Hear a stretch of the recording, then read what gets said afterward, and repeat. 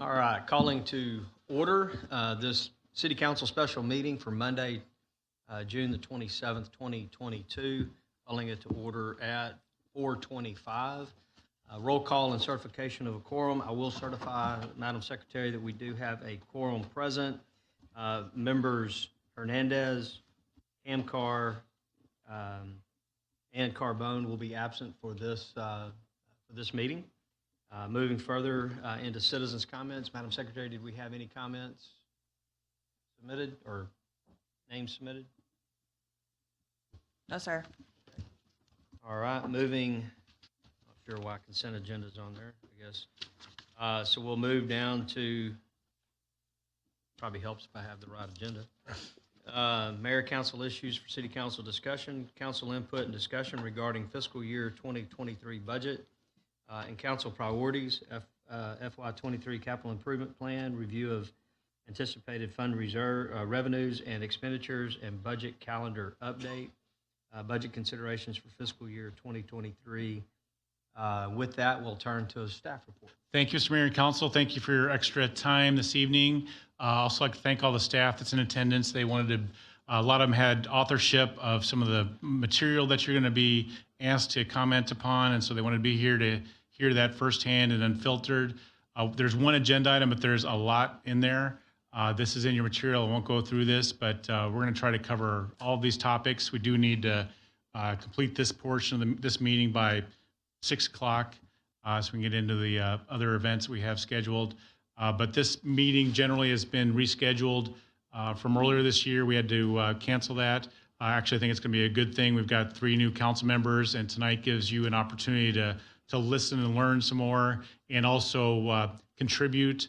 At the end, we are going to be asking for council items that you'd want us to research and consider as we're putting the final FY23 budget to you that we'll recommend and you'll receive in just 4 weeks. So very compressed time frame, a lot going on to make that happen, and everybody's dedicated to making that happen for you. So with that, first off, we have Joshua is going to talk a little bit of a recap of your strategic retreat and council priorities. Thank you, Mr. Pearson. So to set everything up this evening, I won't rehash all of this because most of you were there, but this is more for the audience members as well as the new council members that are up here. The strategic retreat, it was a Saturday meeting where you all as an elected body got together and talked about the strategic priorities and initiatives and priorities for the city for the upcoming year and near future.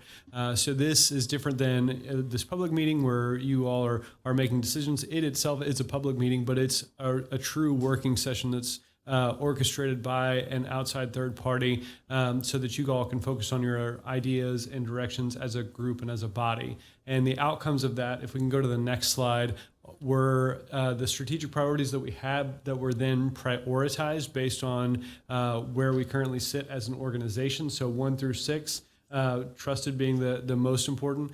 Trusted government being the most important. Not that any of them are less important than the others. These are just the top 6 things that we sort of stand for. And then on the right side, the initiatives that help drive those things, and then things that we can focus on organizationally speaking.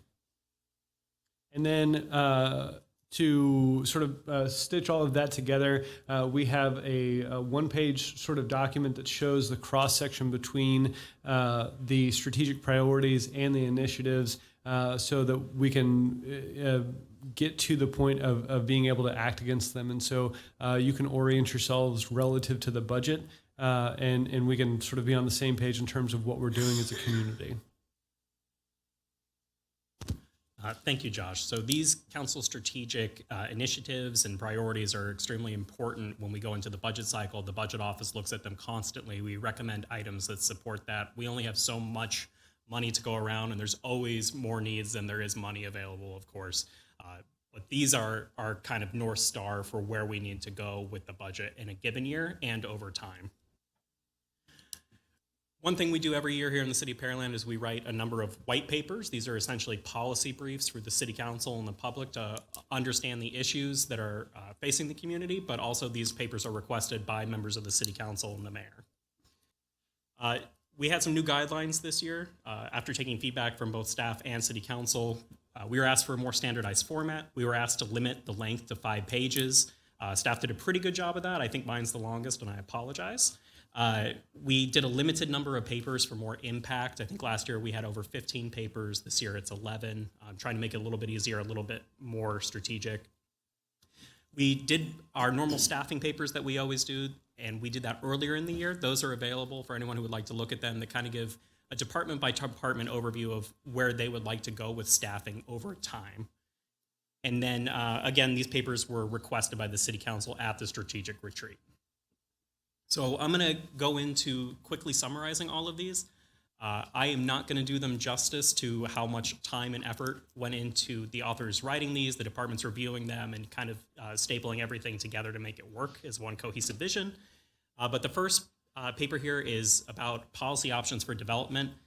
This council priority is about building a quality of life on a well-planned and maintained foundation of essential water, transportation and flooding infrastructure, appealing amenities, and long-term value. This paper approached how do we reach this priority by talking about how the rapid growth that we've experienced in the city of Pearland is essentially leveling off. We are now really an established first-ring suburb. We need to maximize and focus on the remaining finite parcels in a new effort to build attractive and economically healthy places. And specifically, this paper goes into detail examining the potential changes to the UDC for adding high-quality, dense residential development, residential infill choices, prioritizing quality amenities, and adding value to the community.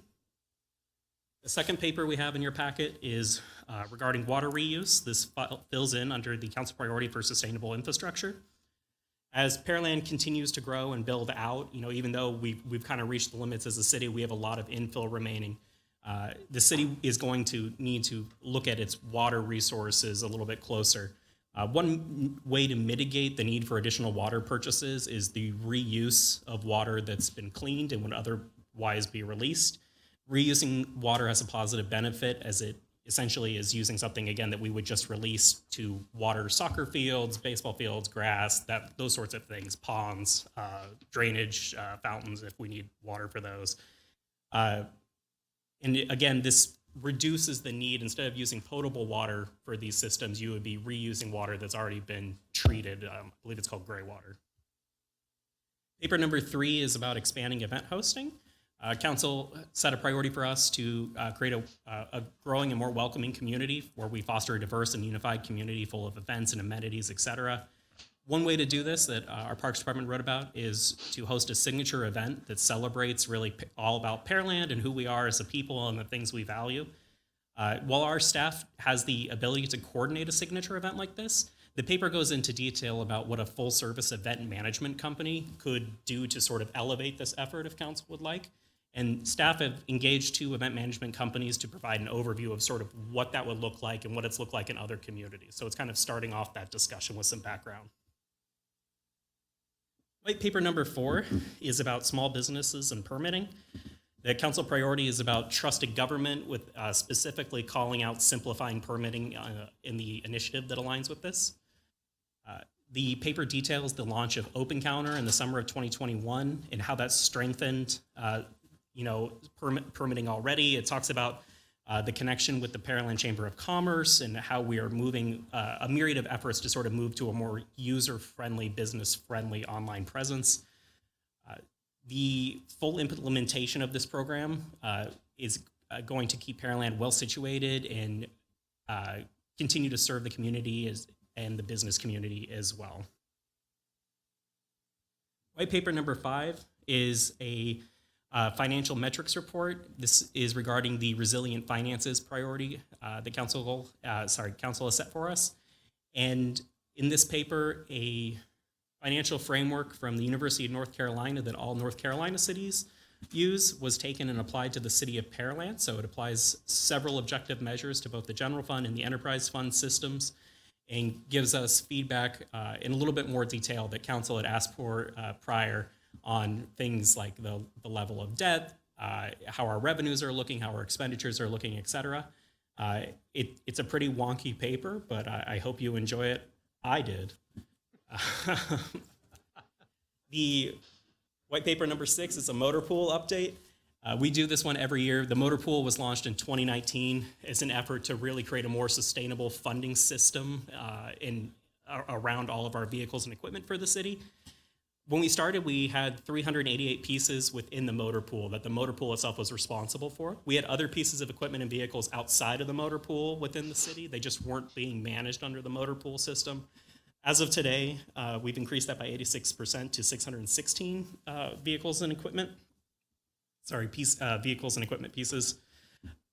This is not just new vehicles. These are things that we've just taken over and are better managing the assets and really taking an asset management and strategic approach to our motor pool system. As of now, the general fund has about 50% of its fleet within life cycle. This means about half the fleet is within, if you expected a truck to last 10 years, if you look at that fleet wide, about half the fleet is still within that 10 years, about half the fleet or 50% is over the 10 years and is in line to be replaced. Enterprise fund's a little bit lower at 46%, but essentially the same. In FY21, 22% of all vehicles and equipment were covered by lease fees. This is a mark of progress because once the motor pool has 100% of vehicles and equipment covered by lease fees, that's when we reach that sort of more financially sustainable era of Pearland. Or when purchasing vehicles and equipment, we no longer need to come to council and say, hey, we got to find money for 3 fire trucks right now.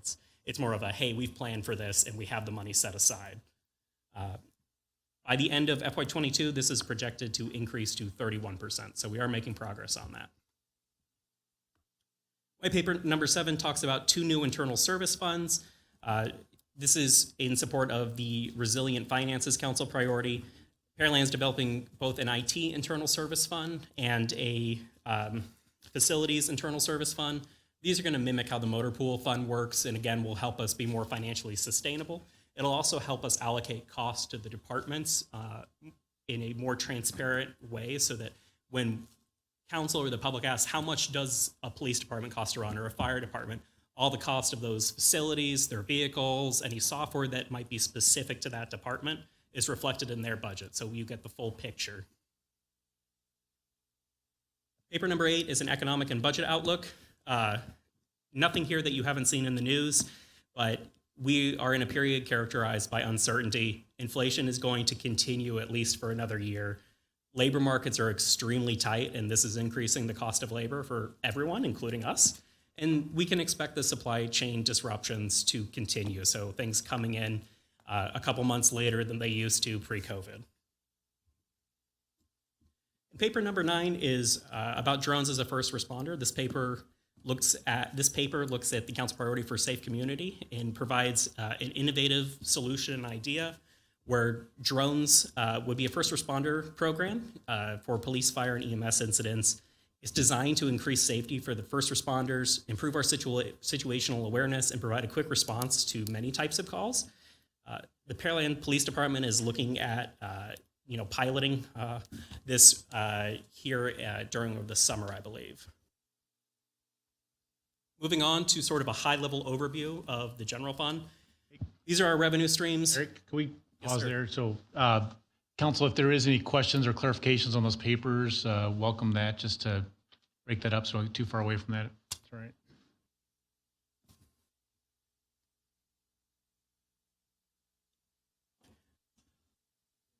Anybody have any questions midpoint here? Happy to answer questions via email later, too. Yeah, and thank you, Eric. And if something strikes you, I mean, we dropped a lot of material on you, I know that, and apologize, but if something strikes you and it need clarification, please just drop us an email and we'll get back to y'all right away. So, all right, thank you, Eric. Well, real quick, especially since 3 of you were not at the retreat and participating in all that, so you got questions where, why, and how, and all that. Don't hesitate. On the drones as first responders, it just says for many types of calls. Do we know what kind of calls specifically, or is that going to come later? Chief Spires or Mr. Arnold want to take that? Whatever you want, Chief. Is Brandon still here? I think he stepped away. Okay. So we're using our crime analysts to help us determine where we're going to launch from. So they already have 6 sites picked out, and those are affiliated with current city buildings. It's going to be your major calls, major accidents. If we have a huge accident on 288, we can get a drone out there pretty quick and let everybody know what kind of equipment we're going to need out there, how bad the traffic is, things like of that nature. Also, if we have a burglary, robbery in progress, something like that, we have actors on the ground, we'll definitely be sensitive to things like that. So your big priority one calls. Thank you, Chief Spires. All right, All right, we'll keep going, Eric. Oh, you got one? Okay. Yeah. Okay. All right, and again, please feel free to email us if you have follow-up questions. Looking at the general fund's revenue, where does the city get most of its money from? So you're not going to see any money here for water and sewer systems. That's a completely separate utility. The general fund essentially pays for everything else. It pays for your police and fire, your finance department, your HR department, your city manager's office, all that stuff. You can see the property taxes and sales taxes are the majority of our revenue here. Sales taxes have been increasing the last few years and have done well recently. Property taxes, you can see, continue to be an important part of our revenue stream, and this is a nice blended revenue stream. You typically don't want to be too heavy on any one revenue source. You want a nice mixture in case the market crashes. Some will be more resilient or anti-cyclical to the economic market. We also bring in significant revenue for charges for service, as well as a little bit in franchise fees, licenses and permits, and fines and forfeitures. Eric, if you go back, just to clarify for everybody, that charge for services, that includes the TERS administrative fee, which is significant. And so essentially that's property taxes that are paid to the TERS and then turned back over to the cities. So that's a big chunk of that. In 8 years, that'll go away. I also wanted to use this time to brief you on property taxes. There's two important terms that you're going to hear a lot over the summer and going forward every summer.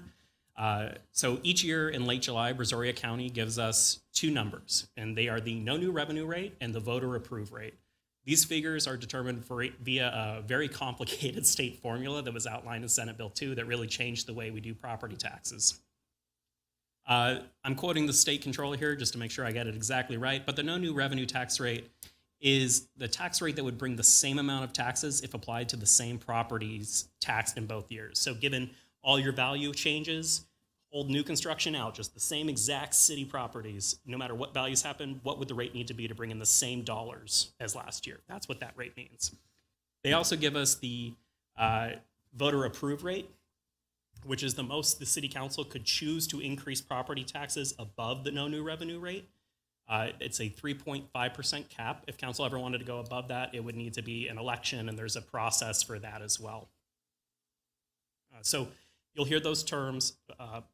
Over the last few years, we've actually come in below the no new revenue rate, and about a little over 5 cents has been left on the table as far as unused tax rates. So you've seen our tax rate come down over time.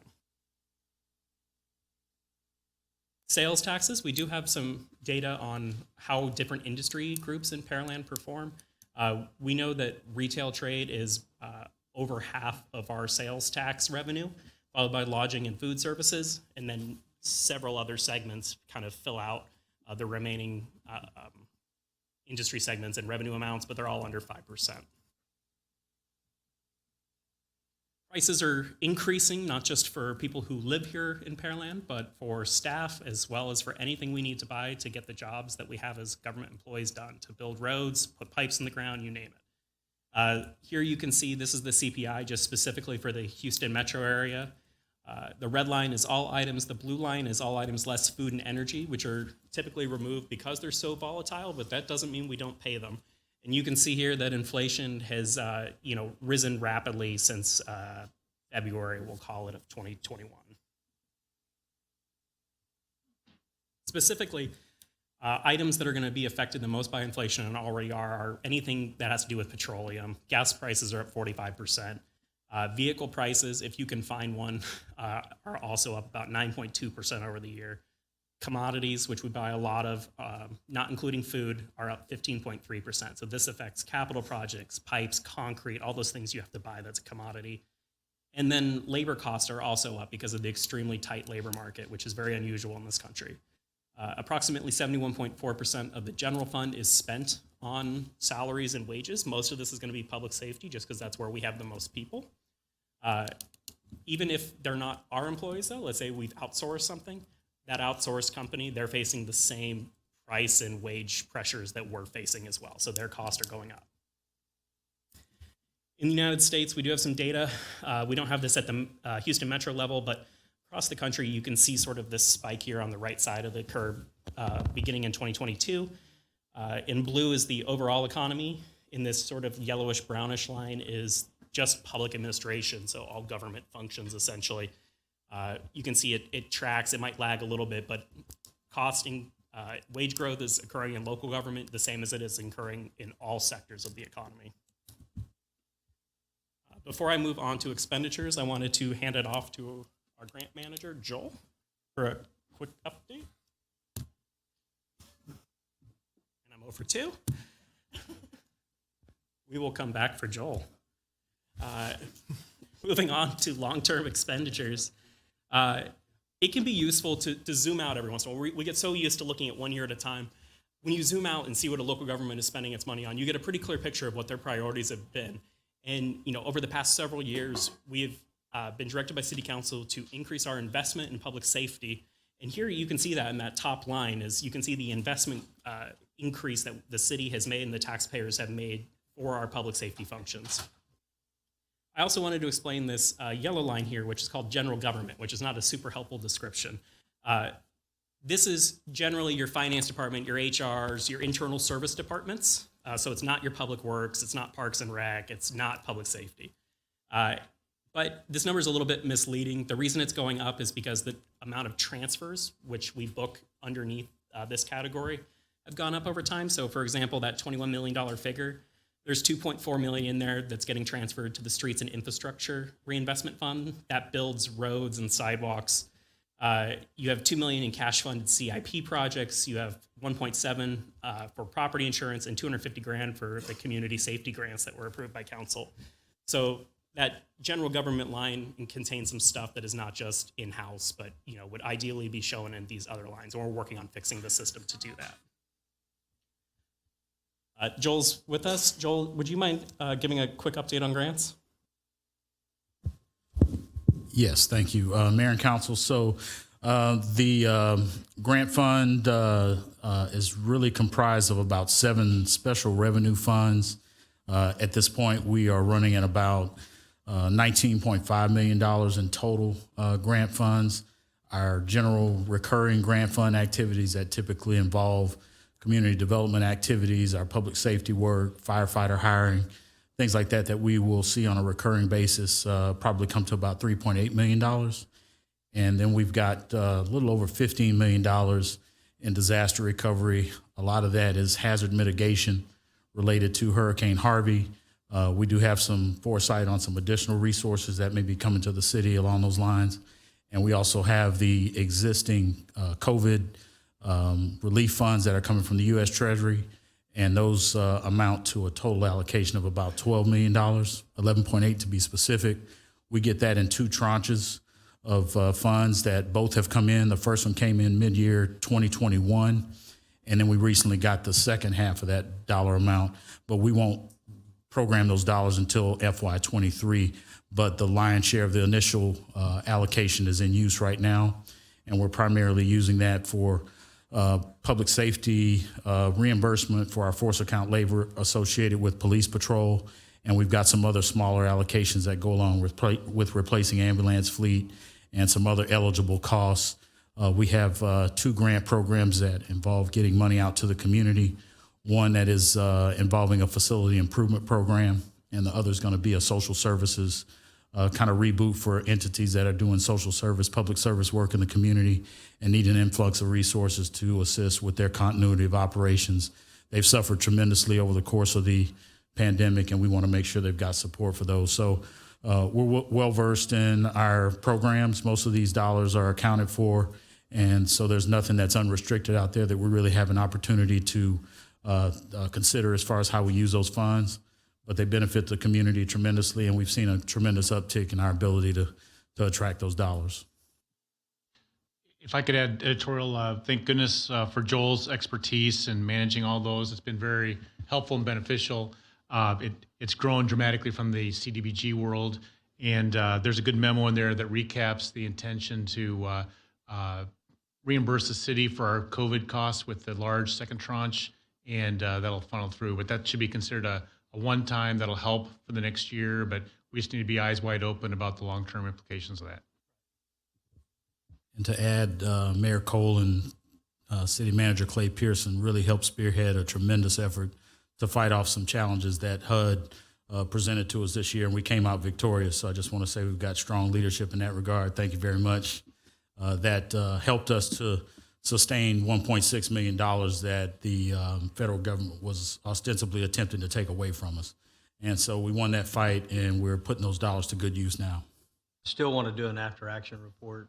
Still Yes, sir. watching We'll be these. working on that very shortly. So just to recap, there is a great memo attached in your packet that goes into more details on grants. We talked about long-term expenditures. Wanted to bring this slide back, realizing we have some new council members. Last year during the budget season, we were asked how does our number of FTEs compare to other cities? And there's no perfect way to compare that, right? Because different cities have different levels of programming, their citizens have different expectations, but we all do generally the same thing. So we compared it on a per capita basis. And we'd had some help with that from our friends at the police department who did a lot of the digging for this information, so thank you to them. So first, we found that Pearland has fewer general fund employees per capita than many of our other cities that we kind of benchmark against. These are the same cities that were selected for the classification and compensation study. So these are all sort of data-driven comparisons. These are cities that look like us. We have fewer general fund employees, but note that the cities that have gray bars there, those do not have full-time professional fire departments yet. So maybe a little less of a comparison. When you zoom in on just kind of general government, again, that in-house, the city manager's office, finance, legal, et cetera, you can see that, again, we're to the left of this chart here, showing that we have about 0.5 employees per 1,000 residents in this capacity. Public safety, we're maybe a little more towards the middle, ahead of the cities that don't have a professional fire department, of course, but you can see that we're still expanding, and when you look at the CIP, you see new fire stations and things like that, so this number will continue to grow over time. Moving on to the CIP, and this is a whirlwind tour, as you can tell. The CIP was presented on March 21st. We took comments and questions from council. We've been working to incorporate all of that feedback, and we'll be back in July for adoption. Just a reminder that the way the CIP works is whatever we decide project-wise for the FY23 CIP, we will know that those projects in July, and then we will sell the debt the following spring. So there's not, the choices that affect budgets will not affect any budgets until FY24. We've been asked by council to highlight anytime the CIP has major implications for operating budgets. There are two programs I wanted to highlight today that'll we're looking to build these into the general fund and the enterprise fund for next year. So one, the completion of McCard Road extension. We are expecting about $225,000 in additional operating costs to be added to the budget as we complete this project. Most of this will be for street lighting, I believe. The enterprise fund has a project being completed in the surface water plant, pretty major project. Anytime you complete a project like that, you need to bring on staff, there's startup costs, there might be some vehicles we need to purchase. So that'll be about $1 million, we think. We'll continue to work on this and get you more detail. When we come back with the CIP next month, you'll have a sheet that shows the O&M costs kind of by category, by project, and summarizes it for you. Going into the FY23 budget, we are aware of some directions from council that we've been given for FY23. First, when we implemented the classification and compensation plan during last year's budget adoption process, council directed us to make sure that the first thing we did for FY23 is finish implementing that and make sure that everyone's raised up to the market rate. This will affect 9 employees, and it'll cost about $43,000 this year. We've also been asked to implement the drainage resolution. $662,000 was authorized by council to do this for FY23. There's also, I believe, $125,000 allocation for FY24. For the resolution, this will fund 3 FTEs for the enclosed pipe cleaning crew and 2 FTEs for the CCTV crew. Both of these are going to be built into what we call the base budget, meaning the budget book you receive that says here's your proposed budget. It'll be in there. It won't be an option that we add later or anything like that. You told us to do it, so we're doing it. We'll continue to highlight it and the benefits of it and what residents are getting. Moving on to the enterprise fund. In the enterprise fund, reserves have played a significant role and continue to play a significant role. They're essentially a cushion for rainy days. So if the market goes sour and people stop paying their bills, you need to have those reserves. Or if it actually rains a lot and people don't need to water as much, you might need to use your, you're going to bring in less revenue and you might need to use your reserves a bit. So anytime you have an operating shortfall, we can use these reserves. We've been drawing them down over time due to the substantial and required capital improvements that the city has been building. While there's still room to navigate and have operational flexibility, the ability of reserves to act as a big pressure relief valve is kind of coming to an end. We're kind of through that era. Reserves in the enterprise fund are, the enterprise operating fund. So there's 2 enterprise funds. There's a debt fund where we pay for our debt. That has a reserve set aside for it already. And then the enterprise operating fund pays for all your daily operations. The operating fund reserves are set to decrease from 67% at the end of FY22 to 42% in FY23 and then 15% in FY24. Overall, the enterprise fund is designed to be a self-sustaining utility, meaning when people pay fees for water and sewer usage, those fees go into the system along with any other revenue, and they stay in that system to keep the system working and delivering the level of service that the public asks us to deliver and council directs us to deliver. In FY22, this fund is projected to have an annual deficit of $6.3 million. There is a suggested rate increase for next year of 13%. That would decrease the deficit to $5.1 million in FY23. Another change we've made recently. You mind if I ask a question real quick about Yes, sir. that last comment? Just being a new person in this position, I want to know, why are we operating in a deficit in the enterprise fund? So I'll start with that. It's planned because we can, first off, and it was built up over the years a bit to help moderate the debt service increases. So rather than have all that come on at once and have a dramatic increase, it helps buttress that. But the point is that that drawdown ability is nearing an end. So a single year isn't bad as long as it's part of a plan, and that's what it's been. Okay, thank you. Is that the same reason on your enterprise fund you see a decrease that you're looking for 67% in year 22, 42% in 23? What's causing that decrease? And we're looking for a 15% in 24, FY24. So maybe if we can get through these, then we'll get to that slide, and can we come back to that in 5 seconds? Member Kay, did you have one? The enterprise fund and the enterprise operating fund are 2 different things, correct? Sorry, I misspoke. So we have the enterprise operating fund and the enterprise debt fund. And sometimes you'll just hear that called like the enterprise system. So they're 2 peas in a pod. They go together. One works off the other, but it's just a way of us to identify the debt service more clearly, so that when we're doing comparisons and so forth, you got the operating piece, and then you got the debt. There's nothing anybody can do about the debt piece. That's what we've obligated ourselves to. The operating, there's not a lot of flexibility, but at least there's some there. Because it says will soon end. That's really vague. And then it's very specific in the following paragraph, but there are 2 different things, or it's speaking to both. I'm sorry. So for the enterprise operating fund, as we are drawing down the fund reserves down to the policy that is set by council, which I believe is currently 25%, but is under discussion to be a little bit lower.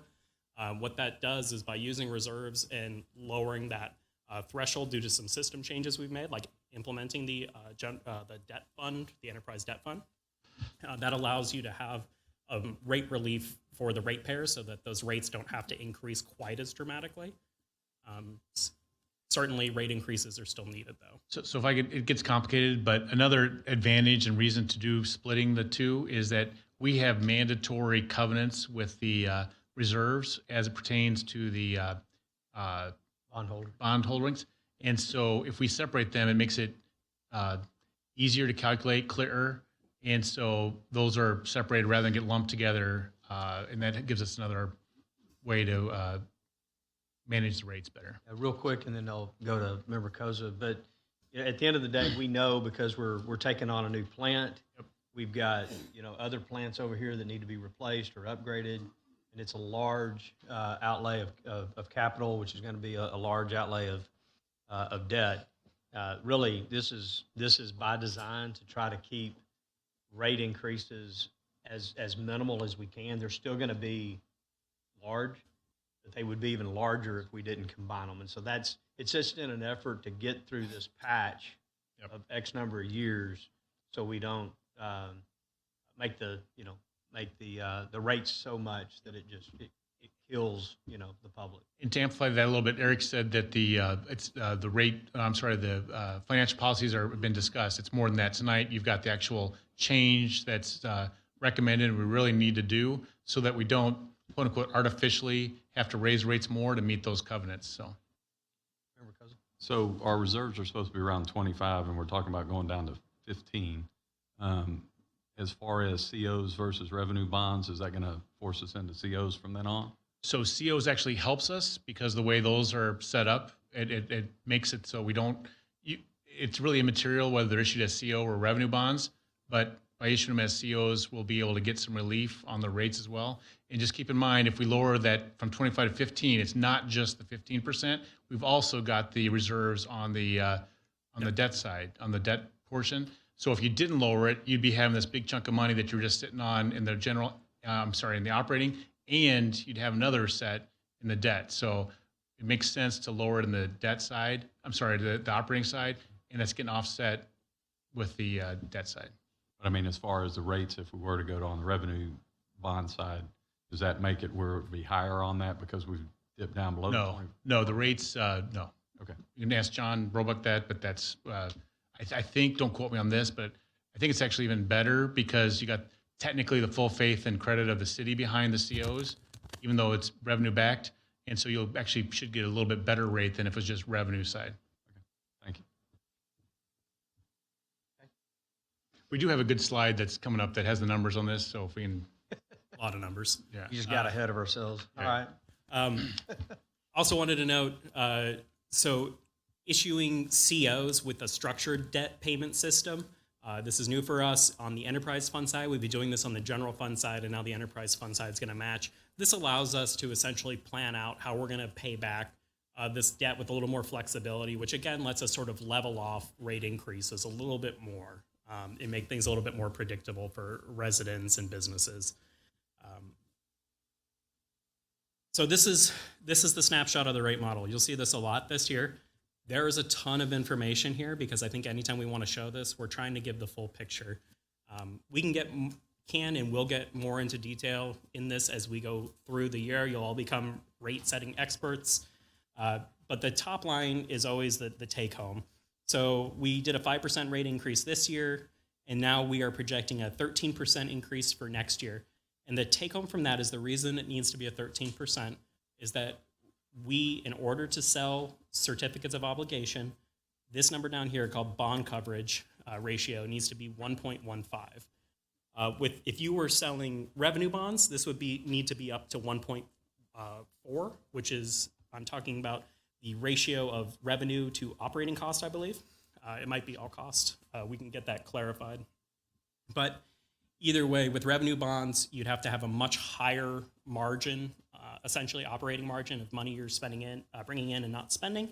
COs allow you to have a lower margin, and thus you can raise you don't have to raise rates as much on your customers. We can't go below this 1.15 though, or we will not be able to sell debt next year. So the way the model presents itself is not necessarily the best financial plan or the multi-year plan you come up with. What it does is it gives you a number of here is the bare minimum, looking at the revenue and expenses that we think we'll get, of what rate increase would be needed. And what's that ratio again, the 1.15 ratio? Yep, so the 1.15 ratio is and I don't know if Qua's listening and can run over here, but it is the ratio essentially of income in your ability, it's measuring your ability to cover your bond payments. So for water and sewer, they want that ratio to be 1.4. And for bond coverage, they want it, and for COs, it's 1.15, meaning we don't have to increase revenue as much. And I can send out an email tomorrow with the actual formula of how it's calculated. But it's income over Expenses oh, that's it. or debt expenses. So I think Member Owens had a question. You mentioned 23. I don't know where that was. You mentioned some number. I was referring to the bond coverage ratio, the 1.15. I thought Woody had a 23 mentioned or something. Woody, did you have a number you were questioning? Okay. And member Barry, I talked to him this morning. He asked me, what in the real world does 13% mean? For residential 6,000 gallons, it's like $10 a month. So that's what that means. Percentages we need to operate with on the macro level, but I think it's important to explain that too. So I think, when we present numbers and percentages, I don't think the public really has a general understanding of what that really means. Yep. Right. So I think it's just for clarity purposes that we could also present that number as well. Member Koza? So back in March at the CIP that we had, the rates were 12.5 for 23. It was 29 for 24. I think it was like 22 for 25. So now we see a 13, which is roughly the 12.5, and then 9%. What has caused that change for about 20% down? I think a lot of that has to do with the CIP project being pushed out on the wastewater project. That rate model in March had that going under construction and starting now, as opposed to what we heard a couple of weeks ago, where it's been delayed a little bit. Okay, so that's why you're saying that the 28 hits in 25. Right. Okay. So that is a major thing, and we're very glad that we had that discussion, and that allowed us some flexibility in spreading that out a little bit on the capital side. These numbers, obviously, the farther out you go, the less uncertain it becomes. I mean, you're trying to think about weather and all kinds of crazy things. So that 13 will change even from what you see in 4 weeks as we narrow this down. No, I understand that. I was just looking at, that was in the ballpark, but we went from 29 to 9. That was a big difference. Yeah. And then it, 28, and then it dropped off, on 26. So What the mayor said is exactly, I'm sorry, Oh, go ahead. is exactly true for that big swing. That's got to be. So Eric, real quick, at the bottom down there, so we've got 22 and then 23, talking about the 1.15, and then in 24, it's showing 1.29, and then 1.96, 2.28, and so on across the board down here. So if I hear you correctly, if we went down and flattened that at 1.15 across all of those years, what would that do to the rates at the top? What does that bottom line do to the top line? So if you bring this number down, it means you don't have to increase your revenue as much. So bringing it down to 1.15 would drop your total revenue needs in those future years. The issue is, and you can see it here, we've already adjusted this model down to a 15% financial, and this is the city's financial policy, a 15% reserve in the enterprise operating fund. And so the model is holding it at 15% for future years. In order to go below 1.29, to bring that down to 1.15, you would need to eat into reserves further. Just to reiterate, that's how we do these, is like we manage the top line so that neither one of those bottom two, the 1.15 or the 15%, drop below that required, that intended ratio. So we need to sell water. Keep watering. Yes. In essence, that's what it Stop buying as much from Houston. Yeah, there you go. I'm trying. So. And again, I'm sure we'll be talking about this repeatedly. Everyone in here will become an expert on rate models by the time we're done. There's some notes to the rate model here. We always want to include these to be fully transparent of what's included in there, what's not, but I'm not going to go over them for the sake of time. There's also a slide on here on the current assumptions. So as these are the things that, could change over the next couple weeks, couple months if, salary increases are different than 4% projected and that sort of thing. What are you putting in there for inflation? So inflation, the way the model works is we break out accounts and do separate inflation level adjustments for what we think it'll grow at. So for commodities and things like that, where we're seeing higher growth, we sat down with our friends in engineering and public works and looked at their cost, and we upped those to about 6%, I believe, over the next couple of years. Traditionally, it's been more around 2 or 3%. So that's how we're capturing inflation there. And then we have the flexibility if certain items we see spiking up, we can increase them in future years and then bring them down in other years and things like that. What do we set on electricity? Are we set year to year, or do we have a 2 or 3 year rate? We've got a great electric rate. I think it's 4.2, Trent, is that right? Is that right? Lower than that? So we got that locked in for a good haul. Okay, good. Because that's one that anybody that's got their contract coming up, it's eye-opening. Yeah. So on this last line where it says significant rate increase will be required for 23 to 27, is that reflective in the financials that we saw before where it ramped up? That's talking about those right there. That's the increase it's talking I about. didn't know if it was more than what was there. Okay. No surprises there, hopefully. All right, so we are to the portion now where if there's any questions, comments, requests from council, we'd be happy to hear them. Yeah, so this was a portion that we put in here. So this is kind of open mic day, open mic night, if you will, for council. Just kind of give your thoughts on where you want to see. Obviously, we've had some white paper and some discussion with council prior to you three coming on, but at the same time, what do you want to see? What are your priorities? Better to get that now than here we are in September and we're trying to vote on a budget and somebody comes out with their priority and off we go. This gives staff the last minute, prep work on the budget. Real quick, when are we targeting for council to receive their budget packet? August 5th. August 5th. Okay. So we've still got a month and a half-ish, somewhere in that ballpark, a little over a month, for them to put things together. So this is where you got the opportunity to put your flavor of, into the budget. So that's what it's designed to do for tonight. So with that, we'll throw it open to council and questions, comments, and where you want to go. Member Koza? As far as I'm concerned on the water reuse, reading that, I think that's a great idea. Instead of just flushing it down Clear Creek, I think a good use for that is to send it back into the city for watering purposes. So I do like that. As far as events in town, I know y'all have talked to 2 different companies. I don't know what scope that we're looking at as far as the type of events.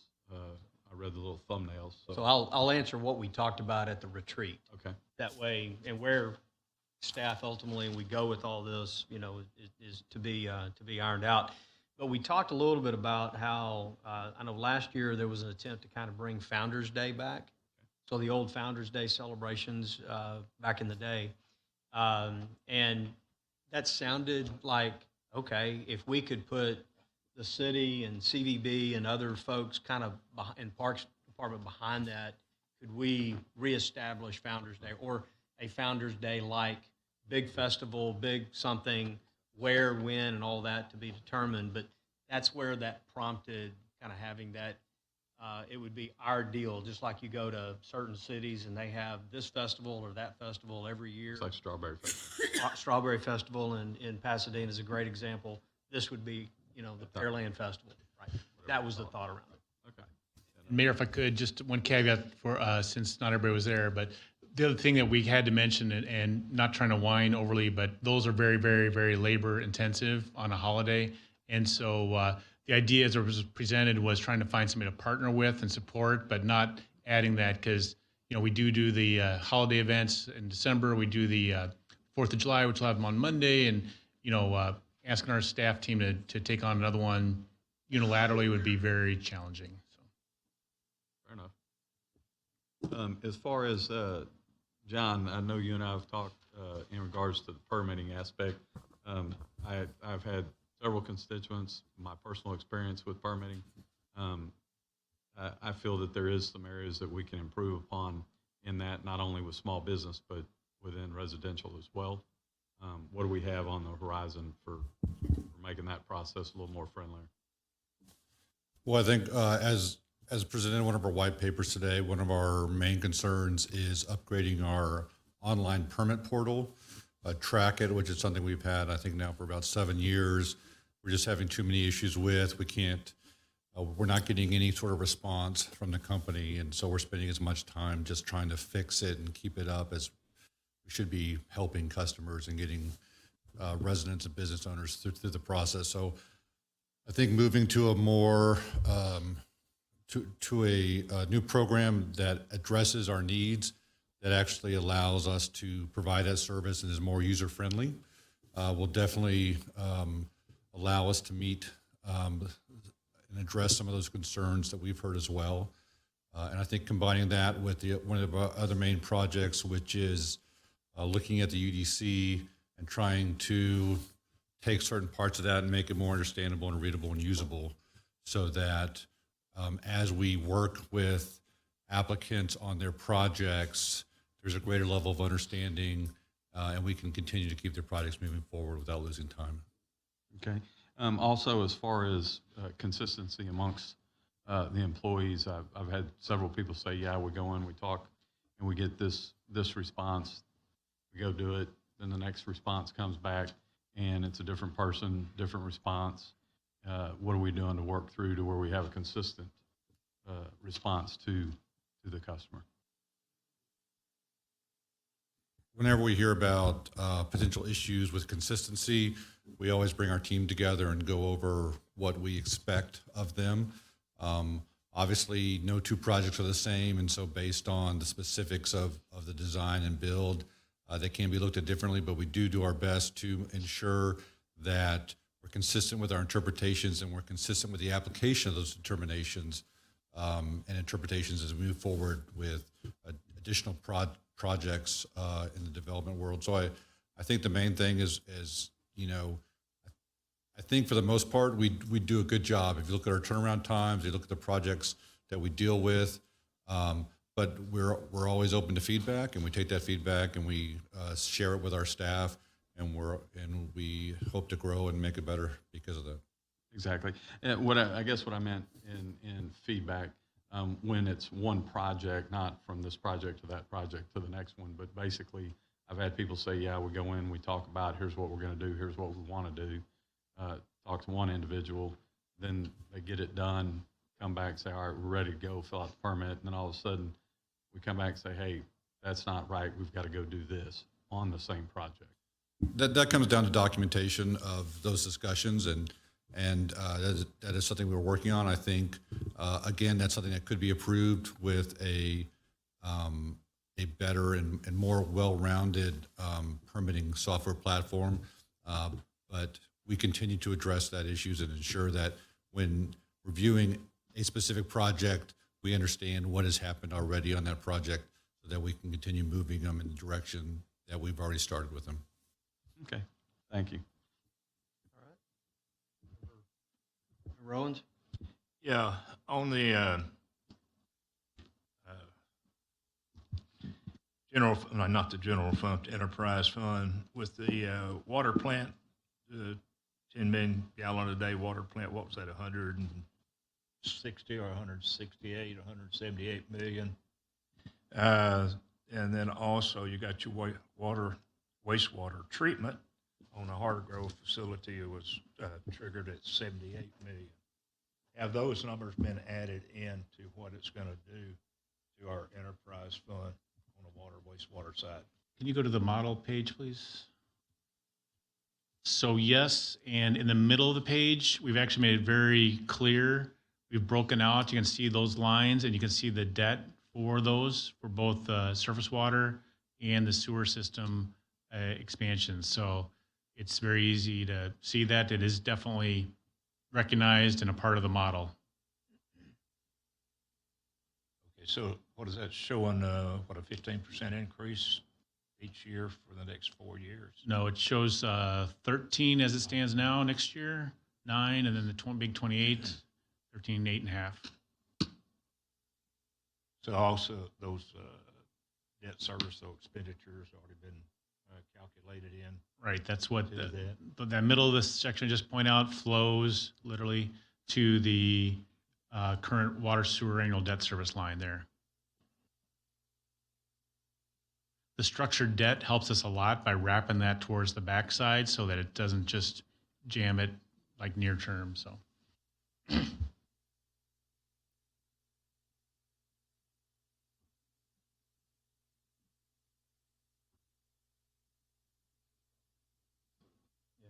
It's Member Barry? built into the number. Yes, sir. Thank you, Mayor. I only have a few questions or things that I would really like to see. First off, as part of our maintenance and operation budget, I would like to see us build a wall around $2.5 million in that budget. Correct me if I'm wrong, and we're going to come back to this at some point, but I'd like to see us build a wall around $2.5 million in our budget and specifically gear that towards drainage maintenance, not capital projects at all. Capital projects, to me, are going to be handled under bond issuances and things of that sort. I would like to see us protect that money on an annual basis so that we don't run into a situation where we want to move money around. That in a preliminary budget, we decide that it's a great idea to have X amount of dollars for drainage, but then we run into a bind where a big project comes up and we have to utilize that money elsewhere. And I think for the last 40 years, we've run into that situation. So I'd really like to reserve those funds, and I'm not talking about additional funds, I'm talking about existing funds. Build a wall around those funds so that we can specifically make progress in that area. And secondly, I would like to work with EDC on taking a matching amount. I see Matt out there. I want to work with EDC and taking a matching amount on an annual basis and reserving that for drainage and infrastructure maintenance as well. Now, I know that we have some concerns about whether or not those projects need to be tied into EDC projects, but I can make an argument to say that, look, EDC projects aren't any good if the surrounding infrastructure can't support it. So I would like to see us work together with EDC, and I know that you guys have worked on your preliminary budget already, and I thank y'all for that. And I'm not necessarily too stringent on the projects themselves. I really would like to see them follow the CIP and the highest priority projects. But I think maybe not City Council designating what those projects need to be, but maybe EDC designating what those projects can be, but dedicating that money annually towards those maintenance projects for drainage. So I'd like to work with those guys on that. And I too, thirdly, I guess, I too continue to get comments throughout. I work with a lot of business owners across the city. I too, continue to get questions and concerns regarding the permitting process and other projects of larger scale, working with the city, getting varying answers.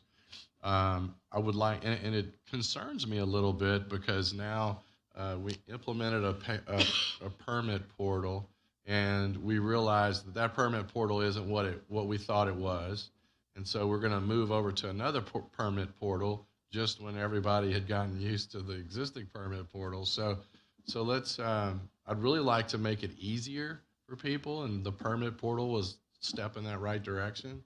So if there's any way that we can escalate the process of training our existing business owners and the people that are frequent flyers to the portal and the permit process, if there's a way that we can focus on them and train them specifically to use that and get that input from them to make it much easier. I'd really like to see that type of engagement with our local contractors and those individuals that use that portal on a more frequent basis. And I guess lastly, the UDC, the overhaul of the UDC concerns me as well, because over the years I thought that we would update the existing UDC as we were going along to make adjustments as time went by. So to say that we're going to have a wholesale overhaul of the UDC is going to add a lot of complexity to the lives of other businesses and contractors and engineering firms and developers that have done business in the city of Pearland and are familiar with the existing process. So that concerns me a little bit too, because I remember when the initial UDC came out, and I know that many of you guys weren't here when that happened, but I remember when that happened, and it wasn't exactly fun times for the city. So, so those are my concerns. I'd love to work with any of you guys on any of those, on those. Let me address the UDC just a little bit, because it was Member Perez and I that kind of brought that forward with staff, and talk about our intent as it relates to that, and then how that was then pushed to the staff to go and do. So the current UDC, if you really want to read it, written by an attorney. So it's got a lot of legalese in it, and you got to almost have a legal degree, or certainly be an engineer in some cases, to be able to even interpret it. So one of the things in, quote, doing an overhaul is we're not looking to necessarily change code or change the different components of the UDC. We're wanting to make it more user-friendly and easier to read and understand. So we take the legalese out of it, so a novice, just a business owner, should be able to read it and understand what he needs to do, as opposed to having to go hire an attorney or an engineer or something like that, and even paying them $2,000 or $3,000 just to interpret it. So the goal is to do that. And John can speak to how many times we've amended it, and even staff, the complexity of the UDC by itself is cumbersome, even for our own staff, to be able to read through and understand it. The other thing is, we wanted to make sure that all components, when you go in and you need to do something here in our city, that you can get all your questions asked and answered by going through the document. And I'll give an example. If you go in and you're going to build a commercial space here, I want to say parking is addressed in 4 or 5 different areas within the UDC. And invariably, somebody will miss a component because it's addressed throughout the document, rather than here's everything you needed to know about parking. So one of the things we want to close the loop on is making sure that those questions get asked and answered right there. And at the same time, let's make it an online friendly, experience where you can basically go in and get all your questions asked and answered before you move on. So it's not really changing codes and changing what we see out here. It's changing the language in it so people can understand. Better organization. And But better if organization. that's the case, then I'm in all support of that. That's the goal that we said go and do, and unfortunately you can't completely just amend it and change the legalese.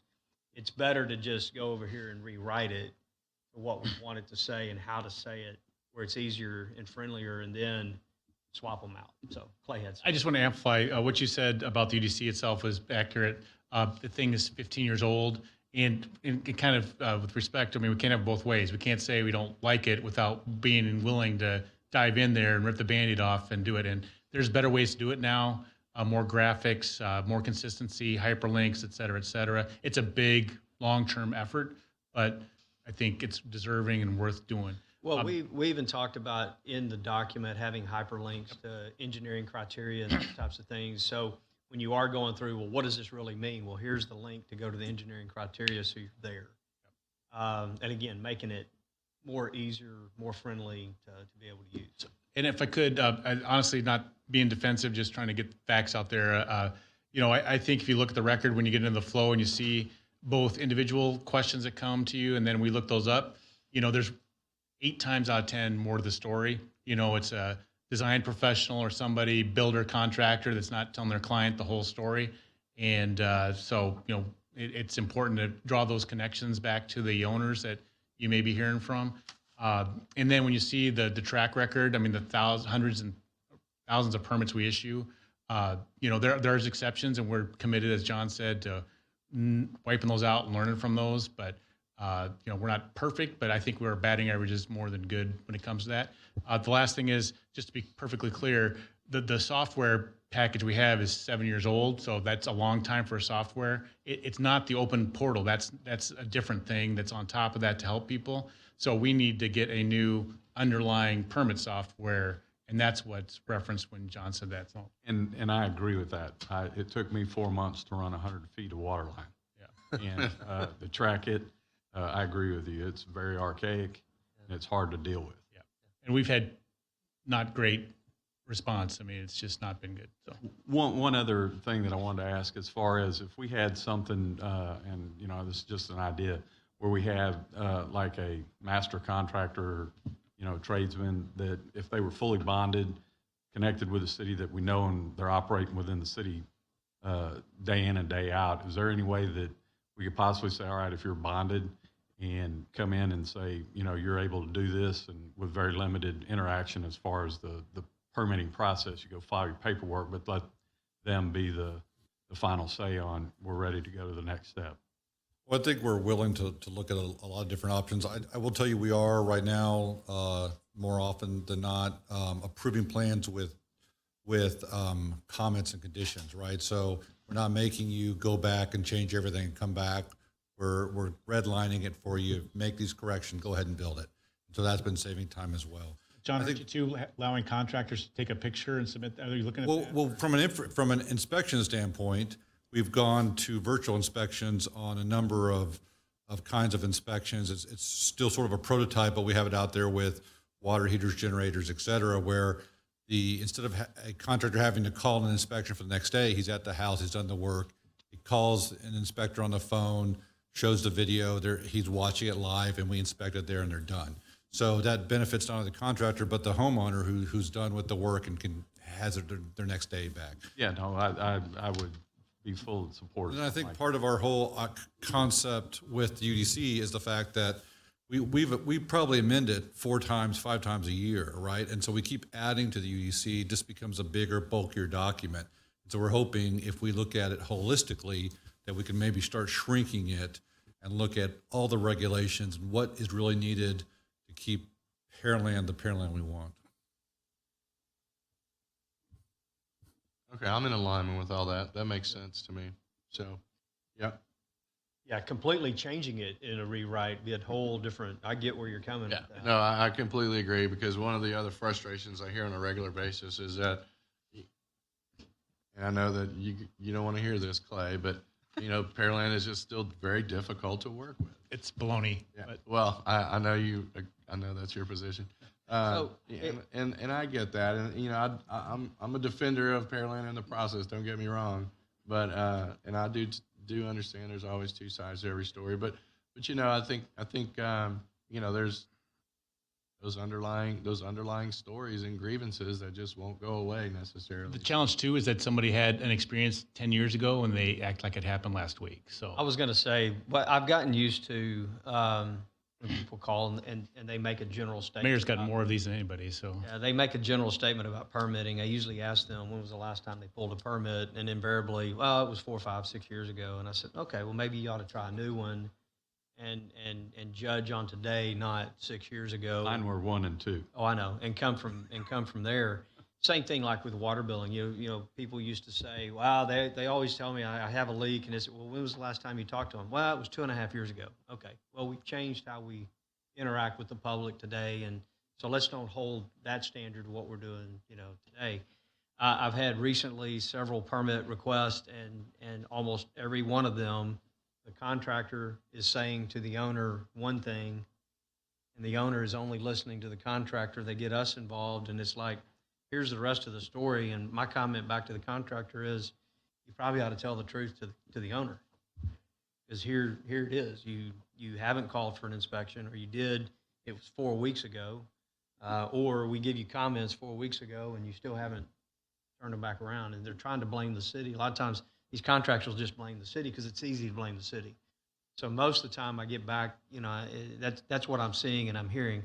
And there's been a couple of cases where we messed up on something, and John and his crew have turned those back around real quick and trying to get it back out and recognize that and move people along. So Anytime I've had to deal with John, he's been very professional in taking care of it. It's just Yeah, the there's no doubt staff about beneath him, there are some issues. So I guess one of when I moved into my building, I bought my building.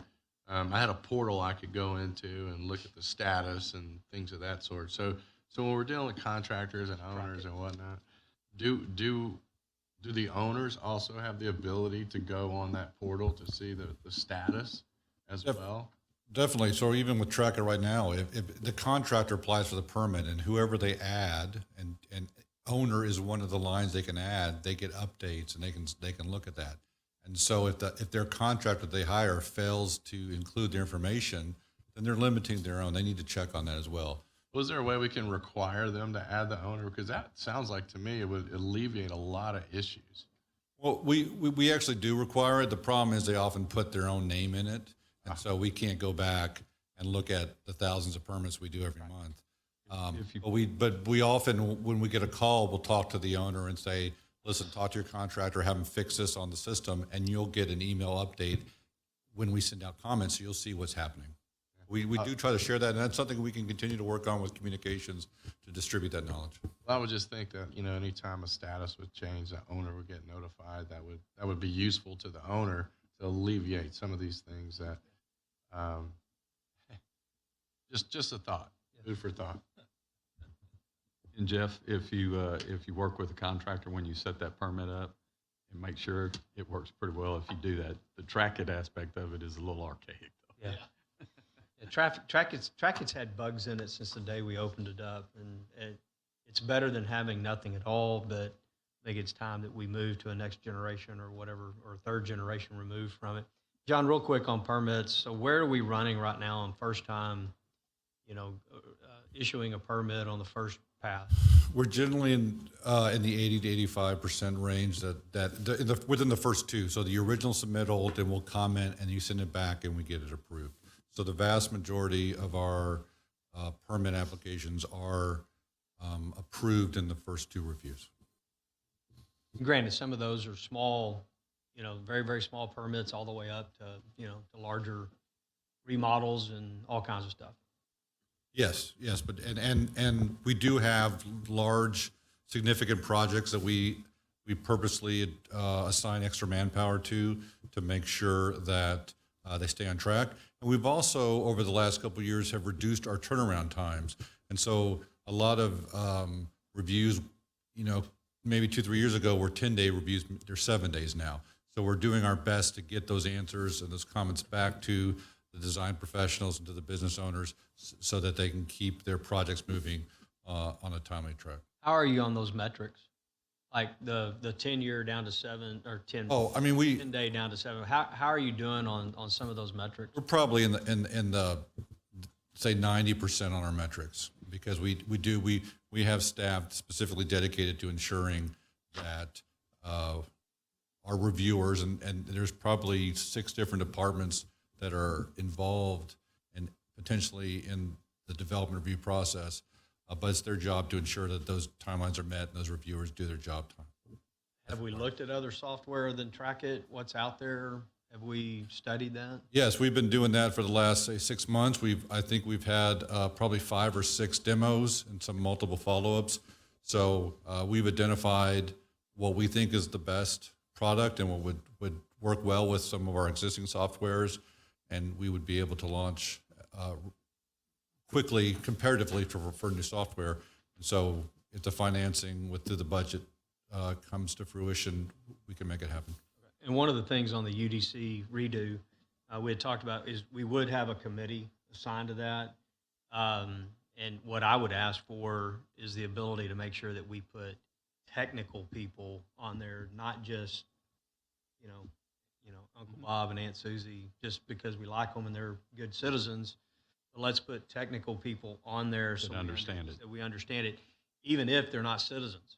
I mean, there are people that do business here in Pearland that would be very, very good, qualified, contractors and architects and people of that nature that would really be good to review on that. So more to come on that, but that's what I would hope is we would open it up to have that type of a committee. And John, back to when you were talking about photos and videos, being able to do that, where it's right there and the inspector doesn't have to come up. If the inspector does have to do an on-site inspection, could we add that they open the door, contact either the contractor or the owner upon their departure headed there that, hey, we're going to be there in 15 minutes instead of just doing a hit and run and Mr. if they Koza, have a problem. we're just going to wait a second because we lost our quorum. Woody just walked out. I said open the door. Maybe that keeps him in the room. Okay, we can wait. Exactly. Exactly. As long as it's in the doorway where the camera can see him, I think I'll give you the thumbs up. Let's just wait. We'll take a break. We'll wait. We'll wait. We're coming up on 5. I'll take this time to apologize for wasting your time earlier. I was stuck in traffic. I guess there was an accident on the Beltway on the west side of town. So I do apologize for that. It happens. It's never convenient. Just don't let it happen again. It's never convenient.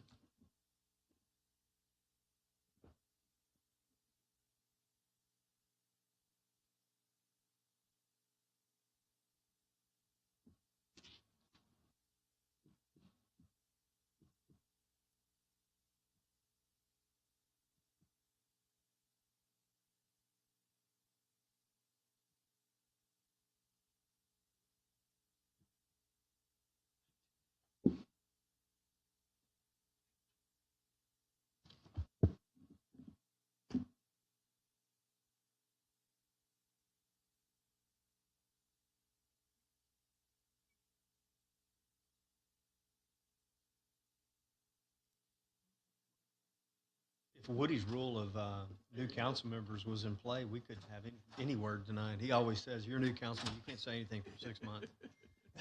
We would be in trouble. So, John, what I was asking is just like Yes, a sir. courtesy call so that we don't have a hit and run and then you walk up and there's a red tag and go, why? Oh, understandable. I will say that our inspectors do try to stay in contact, and it goes both ways. So sometimes we've stopped by, we've met with the contractor, we've issued a red tag, but then an hour later, the contractor will call, and instead of having to push it to another day like a typical re-inspection, we'll just swing back by and do that. So we'll look at that process and see what we can work. But when a red tag is issued, before they leave for the next site, they do update, track it on the system so that contractor can go online and see the comments. And so, but we will look at our communication efforts and see if there are ways to tweak that to ensure that we just stay in touch with those who schedule their inspections. I appreciate that. Thank you. Member Cade? Okay, I have a couple of things that's probably frivolous, but one of the strategic priorities, it's the lowest ranked, number 6, welcoming community. It says events, amenities, and fostering a diverse and unified community with events, amenities, and public and private spaces that bring people together. And then white paper 3 mentions that. I think it was white paper 3. Where did it go? Expanding event hosting. Thank you. So talking about an events and amenities in public spaces that bring people together. And I think our Parks Department does a good job of that. I just want to say something, and I'm not trying to be negative, but just, for example, anything at the Pearland Town Center is on one side of town. Things at Independence Park is basically on another side of town. To get to Pearland Town Center from where I live is 25, 30 minutes. And that's the same thing for Shadow Creek Ranch. If they're going to come to Celebration of Freedom, it's going to take them 25, 30 minutes to get there. So the way Pearland is designed, if we set up an event to unify our community and it's on one side of town versus the other, which is the way it's going to have to be set up, because there's really nothing right there in the center of town except for country, not a good kind, but like that one little part across from Killen's Steakhouse. I mean, that's the only thing I can think of. It's like the center of town in my mind. There's nothing right in the center of town where people can get together and meet. So unifying our community and bringing people together, I don't know that we have something ideal in Pearland to be able to do that right now. I know we talked about a community center before, and I don't know, was it voted on? Did we vote on that or no? If there was a way to build a community center somewhere in the center of town that it didn't cost the taxpayers money, I guess that is a dream, but like a grant or something, I don't know. But a way to do that, it would be I'm looking at you, Joel. That would be like a really ideal thing in my mind. I also, and I think that's the best way to bring people together is to not have things 30 minutes away from them.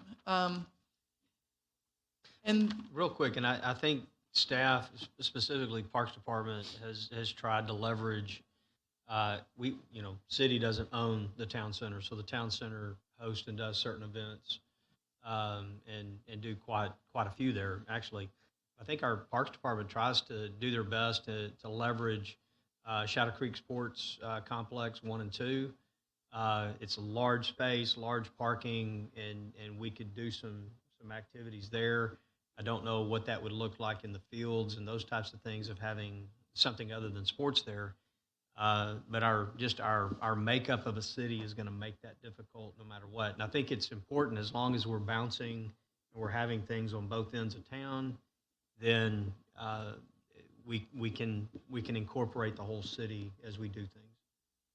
if we're talking about though, like a major event that, that is our city brand, so to speak, where is it going to be held? And also Old Town. I've said this several times to Matt, to Clay. I think the Old Town needs to have something done with it in my mind. I think it could be wonderful. It could be a destination place. It could be a source of revenue, but it isn't. It's an eyesore at this point in a lot of ways. I think some of the buildings have the most garish LED lights I've ever seen. When I drive down there at night, it's awful. And I would just like to see something done there. If we're talking about what I would like to see, if that's possible, I would love to see us do something with Old Town, buy property, clear old eyesores, and build a destination, so to speak, a shopping destination, something where people could go spend money. We have hotels around there. They could come stay in hotels and go shopping. And they have people that build things that look old now, so it could actually make it look like an old town. Mm-hmm. All right, thank you. That's all I have. Good comments. I think part of Old Town will hinge on the new housing that we've got coming in that will add a spark. That should lead to some additional commercial opportunities. I think there are some commercial opportunities up and down 35, specifically behind Busy Bee back over in that. There's several blank or empty blocks that are back in there. And I think if we can really and truly, what we need to do is we don't own any of that as a city, and I'm not saying we go out and buy it, but we really need to be attracting the right developer. Here's the opportunity. We have an Old Town site plan, we have a 35 plan, and we have a 518 plan. So you go out and you put that in front of them and say, we want to work with you to create A, B, and C here, and that would probably be the best effort that we could do there. And over time, you'll see some change even in some of the existing. All right. Any other questions, comments? Woody? Lay it out on the table a little bit. You know as well as I do that we've been on here long enough that we were going to do quite a few different things here in Pearland, but the south end of the county didn't want it to happen up here. It would take away from what they're doing in Angleton, Lake Jackson, and what have you. I mean, we on the west side, where you were talking about, we were looking at building a facility like an Astrodome there, but it would only hold 7,000 people. And then the south end of the county got upset because it would take the rodeo away from there and it'd put it up here, and all the people in Missouri County would not be able to use it.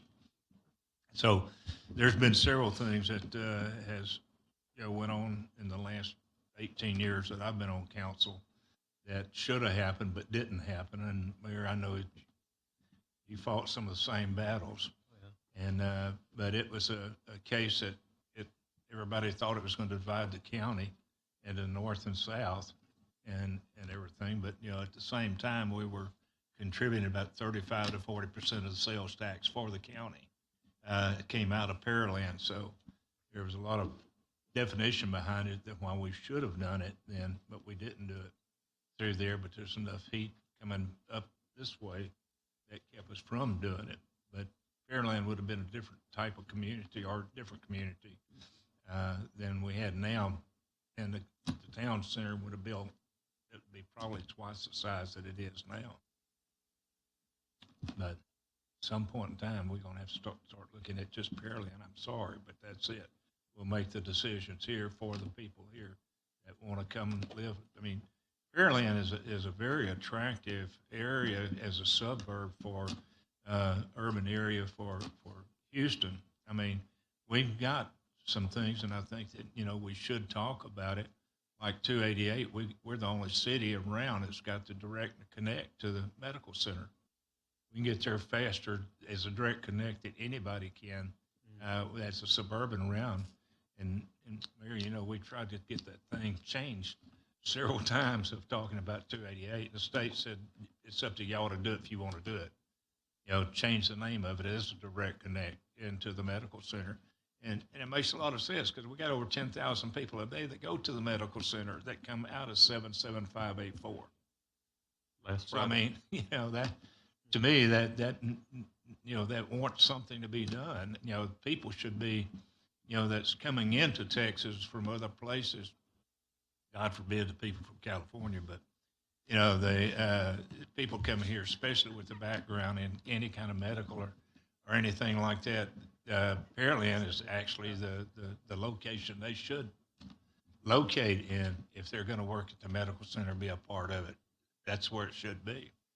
Well, on that, I think EDC and others are still working with some branding of 288, coming up with the right name, Biomed Hub, Bio something Hub, whatever that we're talking about, and branding that. I think that's kind of an ongoing process, especially with the beautification project that's going on out there as well.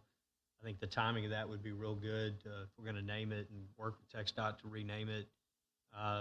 You know, the timing as we finish up the beautification project, you move right into that, and you brand the corridor what we want it to be. And I think we're set up for that. I think Matt and his gang are still trying to, you know, work with folks on what would be best, you know, for that.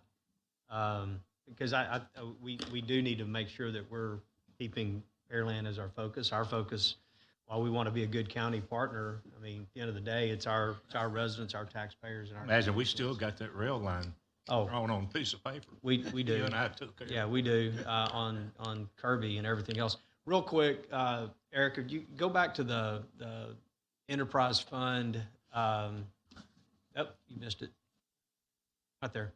Nope. The model. There you go. Thanks. So real quick on this, and I know this question is going to get asked by one of our members here, so I just want to make sure I ask it so we throw it out there.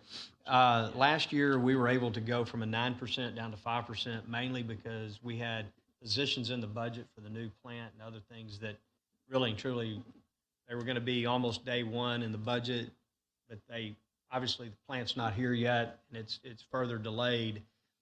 We found out last week or 2 weeks ago that we're now not going to put water into the system until October, November of 23.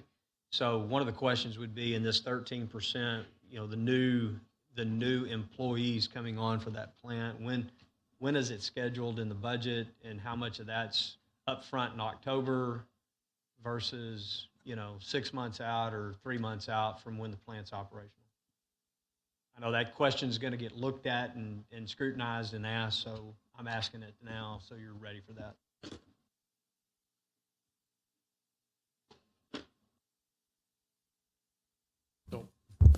Thank you, Mayor, for that question. Yes, we'll definitely be prepared for that answer on that question. And moving forward, we have been working quite diligently with finance to be able to be the best responsible profile on that. Some of those positions will be asked for in the early stage at 12 months because they are maintenance positions. We have equipment coming in that needs to be taught, used, and they need to understand it, and also for system-wide maintenance.